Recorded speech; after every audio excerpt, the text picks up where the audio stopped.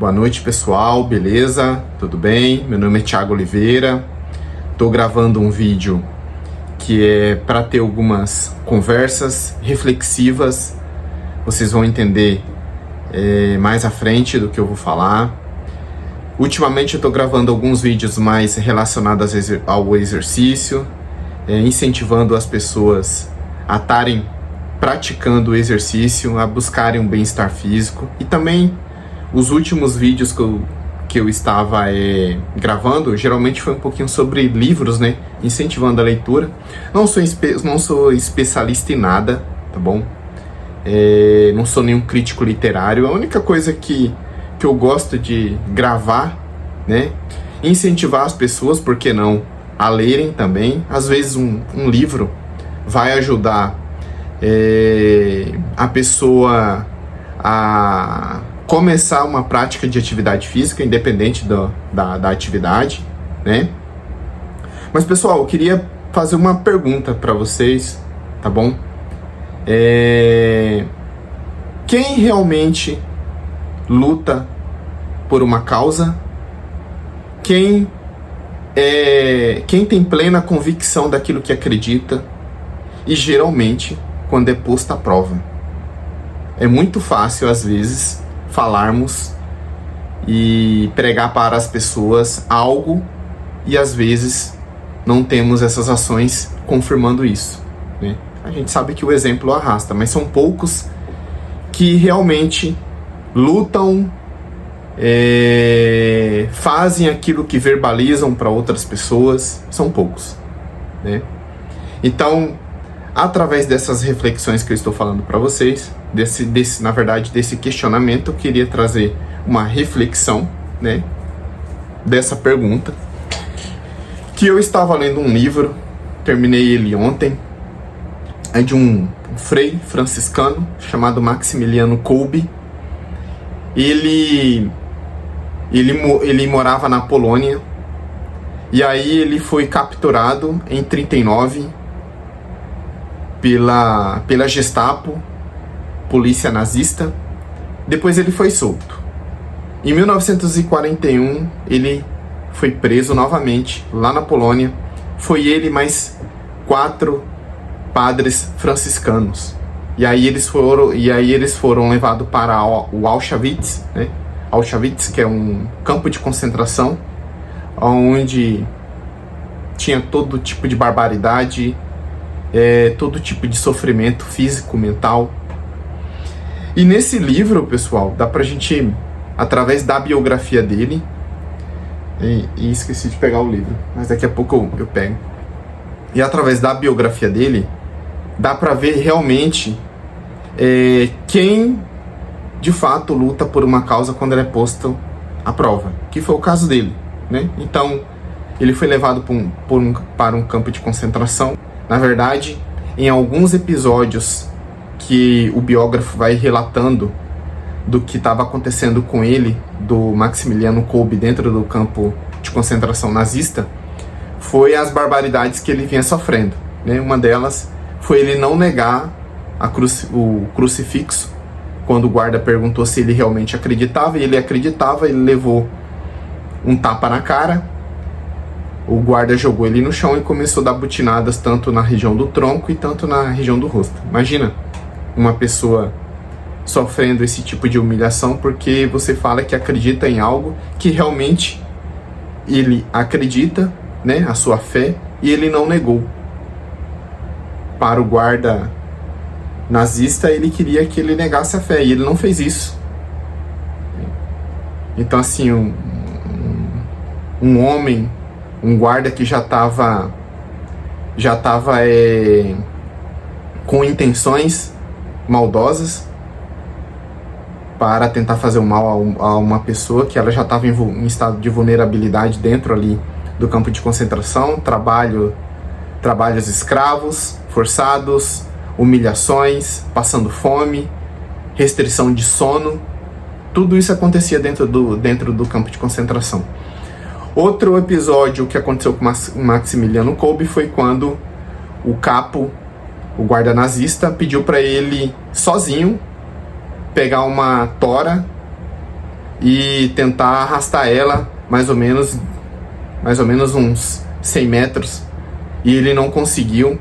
E aí novamente ele foi violentamente espancado por conta disso, mas mesmo assim permaneceu firme.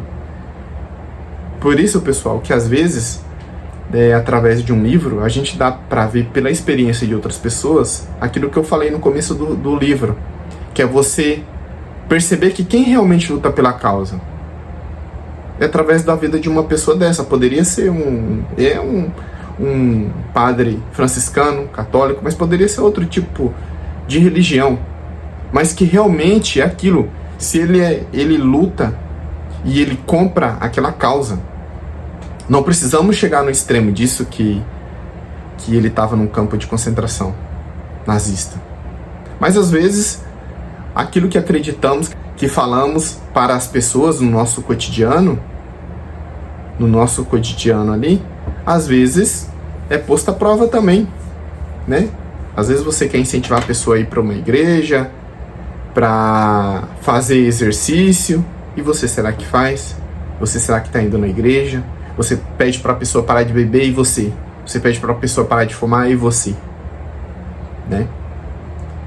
Então a história dele é interessante, porque Maximiliano Kolbe ele foi levado para o campo de concentração nazista, e aí teve um episódio que um homem fugiu, um prisioneiro fugiu, e como represália, os capos, a mando dos generais, eles tinham que matar 10 pessoas, independente. Essa era a forma de represália e mostrar para as pessoas que não poderiam fugir. Tinha um grupo de pessoas, os guardas separaram os 10 que iam morrer num bunker de fome e sede, eles iam morrer. E aí, um deles, dentre desses 10, um pai de família, implorou, justificando que era pai de família, que não poderia morrer, implorou, ajoelhou, e Maximiliano Kolbe se sensibilizou com aquilo e pediu para ir no lugar daquele homem, e ele foi. Eu vou até colocar depois a foto desse homem, desse homem que Maximiliano Kolbe ficou no lugar dele. E aí Maximiliano Kolbe mais 9 foi para o bunker. Duraram 14 dias. No quarto dia, na verdade, tinha uma lata que os prisioneiros faziam urina e defecavam nessa lata. A partir do quarto dia, quando o guarda que retirava os corpos ou ia às vezes ver se estava tudo bem ou não, se alguns já tinham morrido, ele percebeu que a lata de urina e de fezes estava vazia. O que estava acontecendo? Os prisioneiros estavam bebendo a urina e estavam comendo as próprias fezes. Com isso que já começou a dar infecção. Imagina você comer fezes. Mas assim, provavelmente era o desespero deles, né? Então, cada dia que foi passando, alguns daqueles iam morrendo, e o homem, o capo que fazia a limpeza, ele relatou, e tem alguns relatos, né, dele no livro, que ele fala que ficou admirado com tamanha fera de Maximiliano Kolbe. Ele estava, às vezes, ou estava em pé rezando, ou estava de joelhos rezando, ou ele estava debruçado sobre um prisioneiro que já estava agonizando, indo a óbito, e ele rezava por esse prisioneiro.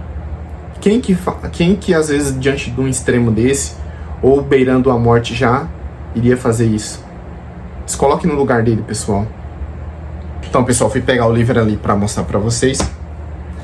Então, ele estava debruçado sobre os prisioneiros, rezando e orando, né?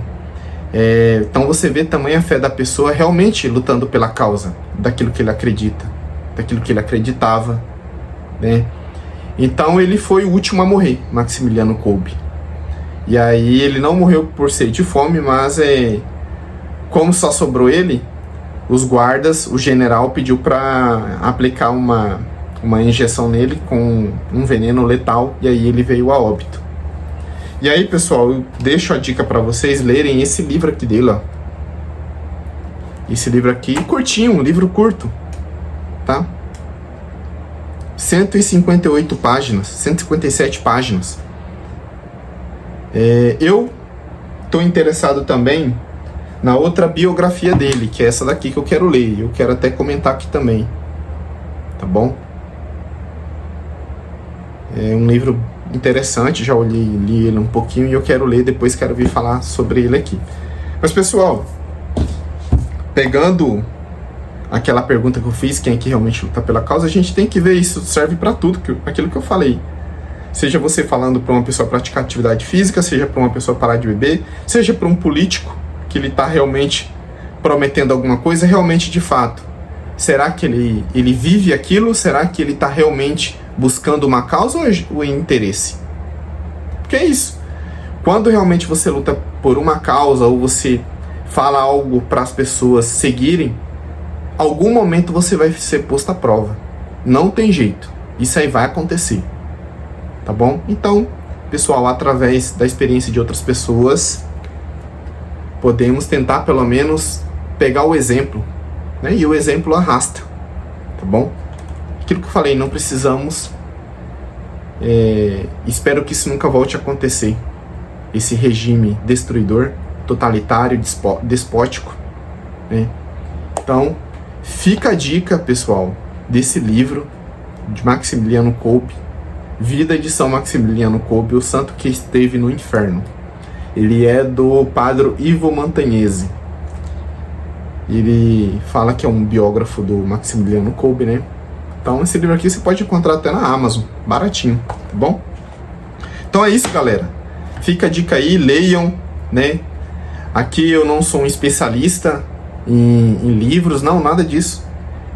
Tô lendo, sempre tento trazer o que eu leio, eu sempre tento trazer para a minha profissão, que eu atendo com pacientes, e eu tento trazer algo que vai me ajudar na motivação, para estar orientando as pessoas às atividades físicas e também à leitura. Beleza, galera? Valeu, até o próximo.